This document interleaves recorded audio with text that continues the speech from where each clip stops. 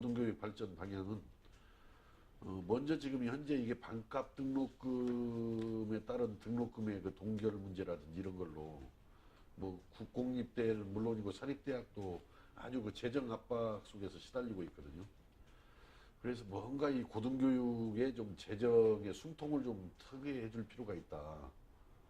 특히 그 제도적으로 엊그제도 토론회를 국회에서 가졌습니다마는 고등교육 재정 교부금 제도 같은 걸 도입해서 일단 우리 국공립대 사립대학에 대한 그 국가 재정 지원을 좀 확대하고 또 지속화시켜 가지고 일단 학교 교육의 질을 좀 높여나갈 필요가 있겠다 이런 생각이고요.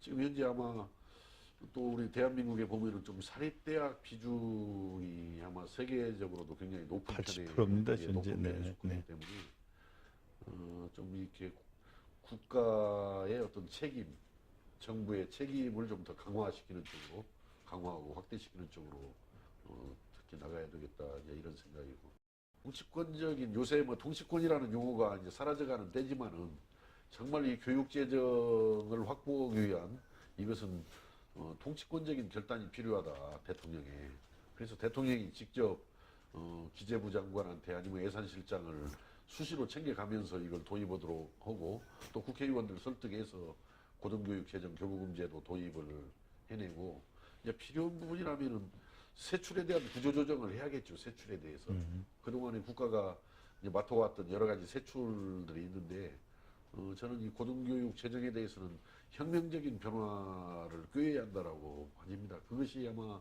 이 나라를 살리는 길이고 나라의 경제를 살리는 길이기도 하다.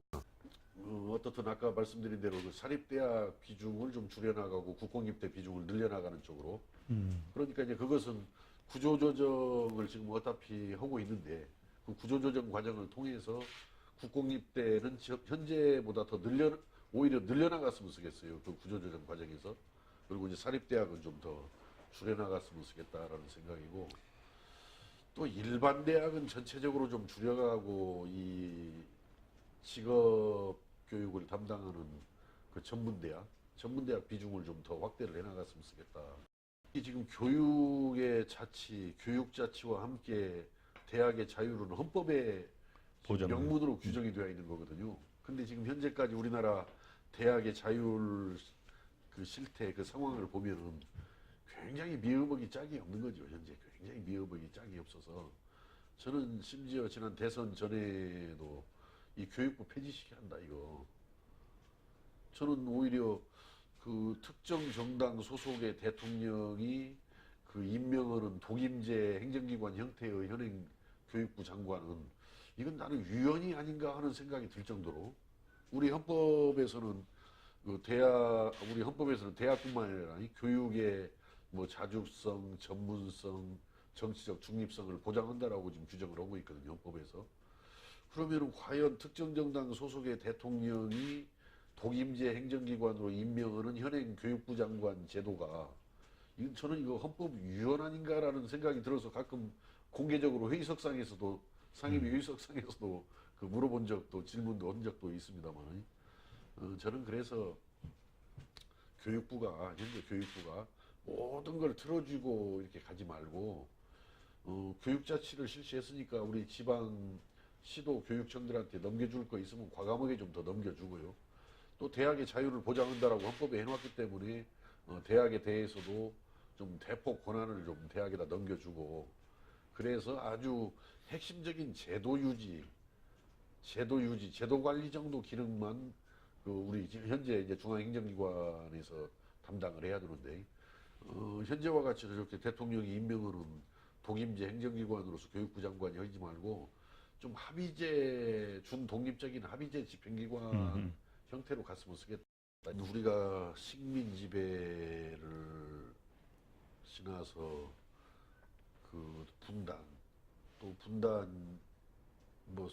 그 뭐 한 몇 년 차에 6.25 전쟁도. 전쟁 이걸 만나서 잿더미가 됐단 말이죠 전국토가.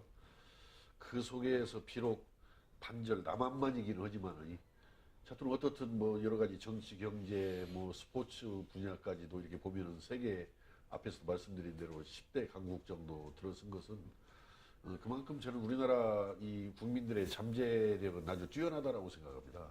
물론 이제 그런 잠재력에다가 정말 열성적이고 헌신적인 교육이 뒷받침이 돼가지고 우리 대한민국이 참 그런 분단의 지금 와중에도 세계 10대 세계 10대 강국으로 이렇게 올라섰는데 저는 그런 의미에서는 저는 현재 이 남북 문제를 우리가 잘 풀어가면서 가면은 우리 대한민국의 미래 장래는 밝다.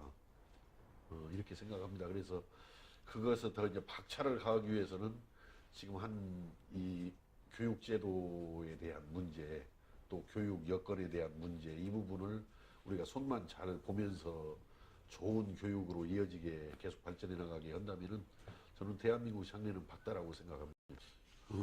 대학이 물론 뭐 아까 이제 취업 문제 또 산업 현장의 인력 공급 문제 이제 이런 관점에서만 우리가 볼 일은 아니고요, 사실은. 정말 도외시하기 쉬운 그 인문학이라든지 이런 부분이 사실은 굉장히 그 나라의 어떤 기본 내지는 기본 소양 또 기본기를 좌우하는 그런 요소가 되기 때문에 그러고 사실은 4차 산업혁명 시대, 4차 산업혁명 시대라고 하는데 거기에 가기 위해서는 어떤 인문학적인 어떤 소양이나 또는 예술 분야까지도 이 넓혀지는 이런 부분들이 이렇게 융합이 됐을 때 저는 4차 산업혁명을 제대로 대처가 되는 거고 그 4차 산업혁명을 앞장서서 끌어갈 수 있다고 보기 때문에 당장에 뭐 돈이 나오는 그쪽 분야 교육도 물론 중요합니다만은 그거 못지않게 어떤 인문학이라든지 예술이라든지 어떤 기본 요런 부분들에 대해서 더 좀 관심 가지고 좀 육성을 해야 될 것 같아요.